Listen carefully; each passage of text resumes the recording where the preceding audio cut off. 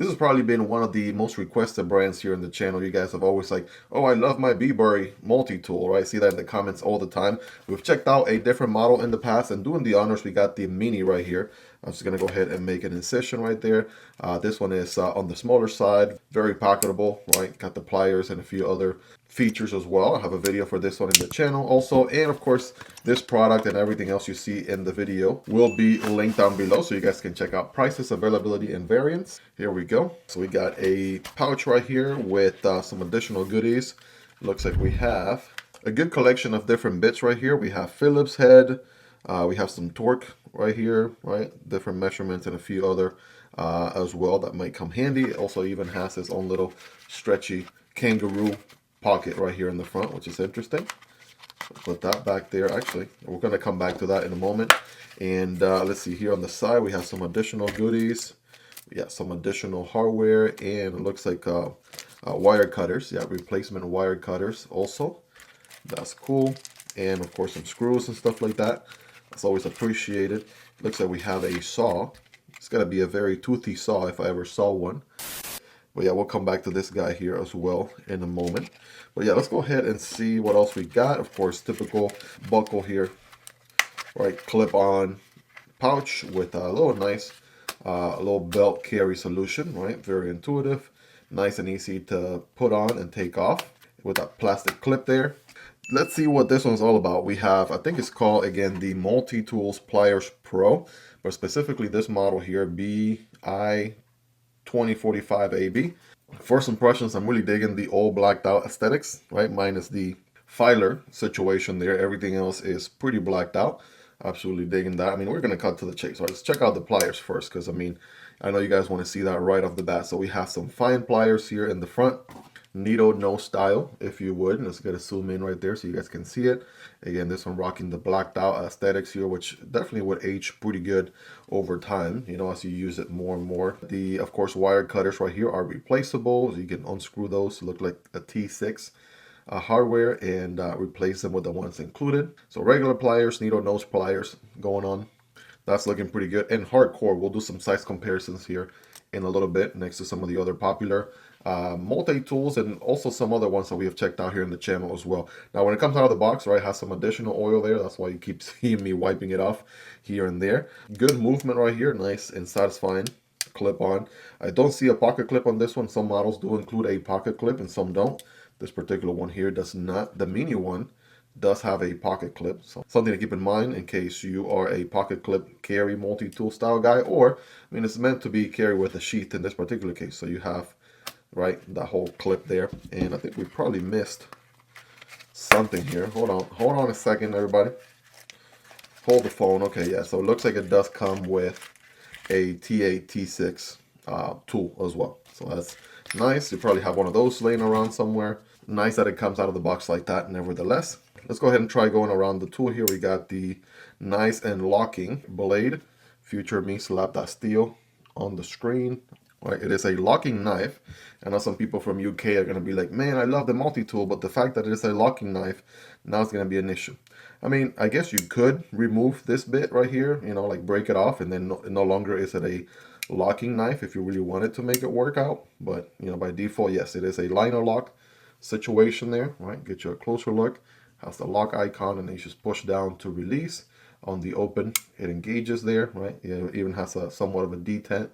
Little notch right there to create a little bit of a detent feeling, right? You can slow roll it out.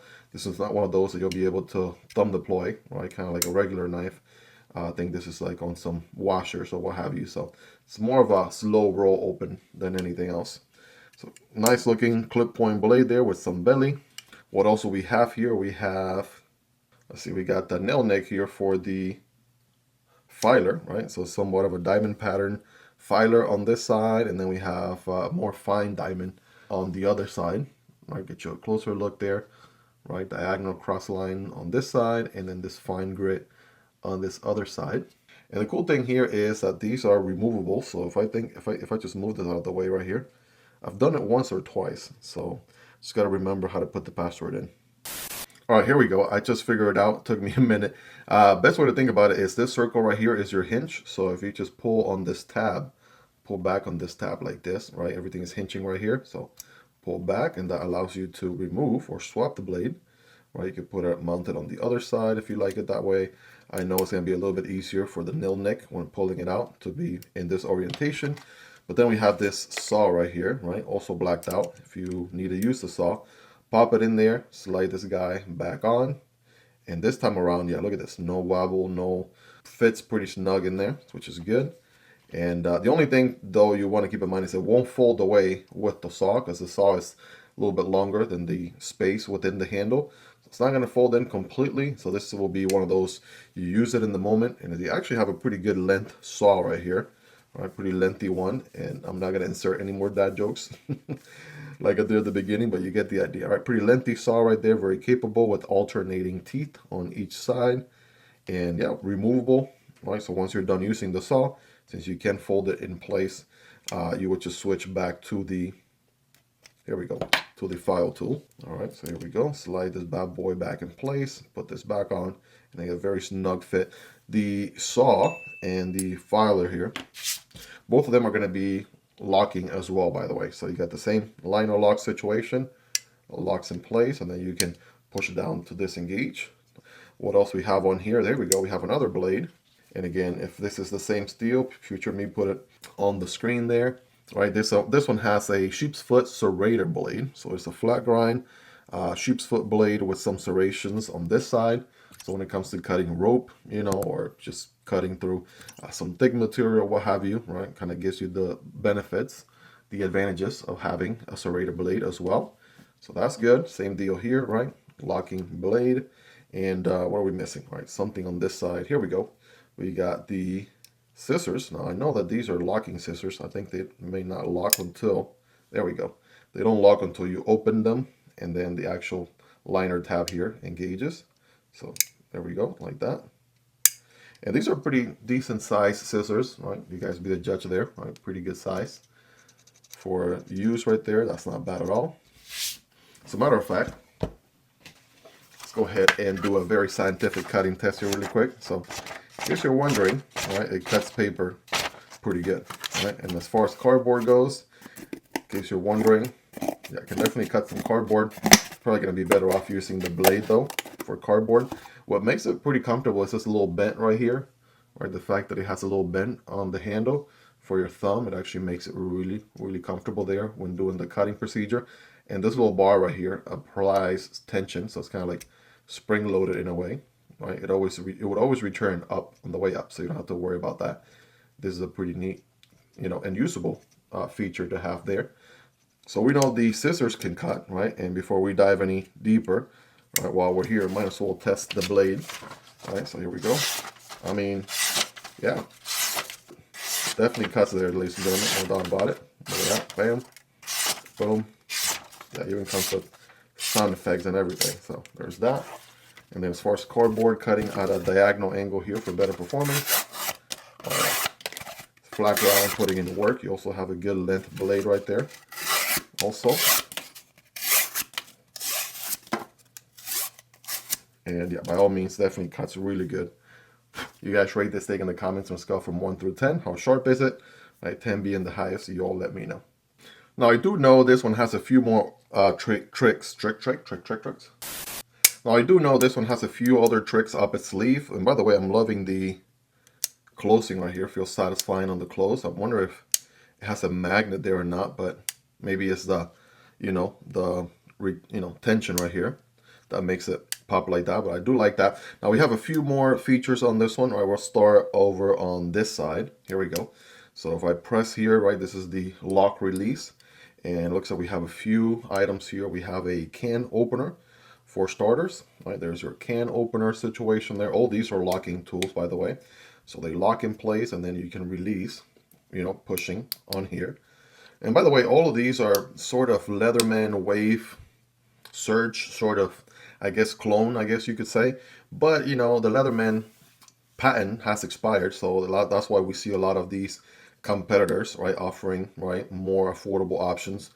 Made overseas, of course, but nevertheless pretty good quality overall from what I've experienced. We have another dedicated wire cutter right here. So if you have a wire, you want to trap it into this little groove here, and that allows you to push down and strip the wire that way. And I'm going to do these a little bit more rapid style, right? We have a small flathead screwdriver right here, a large flathead screwdriver, and then we have a awl tool, right? Or with a thread needle as well on there. So if you are, if you work with leather or what have you, right? The awl tool, from what I understand, is used to poke holes, make holes a little bit wider on the leather. I'm not a leather expert in any way, shape, or form, so I know that's what it is, right? I just don't really use the awl tool myself all that much. But you have those three here, along with the can opener, which we took a look at already. That's all we got going on there on that side. And then on the opposite side here, right, let's switch things around. We have the bit driver. That is a locking bit driver right here, so it locks in place. You can actually fold the tool completely when, threading, loosening, or tightening up a screw. It does have the Phillips head. I think this is a PH2. There we go, PH2 by default. You can switch it over to a PH1 for a little bit finer head, right, on a Phillips. All these have a D10 ball, right, in place. So that's nice. It locks in place. It sounds like it's gonna fall off on you. It does take a little bit of, force to, remove it, of course. So that's intentional. So it's like that by default. I kind of wish it was a Phillips and a flathead, so that way you have at least both on the go. Otherwise, you have to fall back to the included bit collection here. I need my bit and I need it now. You know what I mean? So here we go. Flathead right there, a smaller flathead, bigger flathead. So those are 6 and 5, and I do like that they're nicely labeled. And again, the little ball right there makes all the difference. They click in place. By the way, these are T10 and T15. I thought for a second they looked small enough. T20 and T25, so not even T8 or T6, which I thought it was at first, right? First impressions are gonna lead me to believe that's what it was, but in case you're wondering, T10 and T15, and a few other hex patterns as well over on this side. So I mean, it should hopefully cover a good variety of different needs, as a multi-tool should. So there you go. Another quick feature I wanted to mention, right, and I didn't want to forget about it, is the fact that we do have a ruler right here, right? So in case you didn't spot that earlier, I'm going to make sure we have inches on one side and centimeters on the other. And what's pretty cool is that you can actually lay it flat like this, right? So lay it flat on the table like that, pliers close, and then you can actually measure distance. How accurate is it? Well, let's see. There should be 8 inches from here to here. There you go, 8 inches right there. And that is pretty spot on. Then we're supposed to have 20 centimeters from here to here, and we are very close, right? You guys be the judge there. From the tip to the 0 to the 20 centimeters, that seems to be pretty spot on as well. So you basically have a 20 centimeter or 8-inch ruler with you as well. That's another cool feature I want to make sure I didn't overlook. And overall, I mean, ergos feel pretty good, right? It's nice and rounded on the edges here. No harsh spot or any sore spot anywhere. Feels really good. Feels the hand. I have average size hands, which are, again, not the biggest of hands or smallest of hands, but we can definitely get the job done here, no doubt about it. Now, this is not a wrench in any way, shape, or form. It's a plier, but if I needed to do some light wrenching, there we go, right? Definitely can do some light wrenching with this guy. Loosening up this subscribe stick of truth that we use for the whack test here in the channel. But yeah, there you go. Definitely can do that, no issues. Do a quick recap, and I'll put this on the screen there in case I miss anything. I think that's pretty much everything that we cover there, right? We got some worm tips also, if you guys want to check those. Most importantly, guys, I'd definitely love to hear from you guys. What do you think about the Pliers Pro from BIBURY, right? What do you like about it? What do you love about it? Is there anything you dislike about it? Let me know. Let's hang out in the comment section down below. Hope you guys really enjoyed this one. If you made it to the end, you're the real MVP. Hope you guys have a wonderful rest of your day. Take care, and I'll see you on the next one. Either this one or this one. Peace.